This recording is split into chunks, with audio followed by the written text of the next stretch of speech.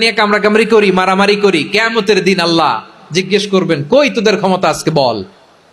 কিয়ামতের সময় সব মানুষগুলো যখন ইন্তেকাল করবে, সব জিনেরা যখন ইন্তেকাল করবে, সব ফেরেশতারা যখন ইন্তেকাল করবে, বাকি থাকবে মালাকুল মাউত। মালাকুল মাউত এসে বলবে, আল্লাহ আপনার কথা মতো সবাই শেষ, মানুষগুলো নাই, জিনগুলো নাই, আমার সতীর্থ ফেরেশতাগুলো নাই, মহাবিশ্বে আর কেউ নাই। আল্লাহ বলে, এখন কে আছে?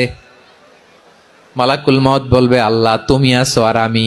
তুমি তো আল হাইয়্যু আল কাইয়্যুম, অবিনশ্বর, শাশ্বত, চিরঞ্জীব, কোনদিন মরবা না, তুমি আছো আর তোমার গোলাম আমি আছি আজরাইল।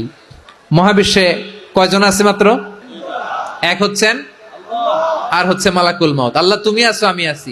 আল্লাহ বলবে, ঠিক আছে, এবার তোমার মরণের পালা, মুত ইয়া মালাকাল মাউত, হে মৃত্যুর ফেরেশতা তুমি মরো।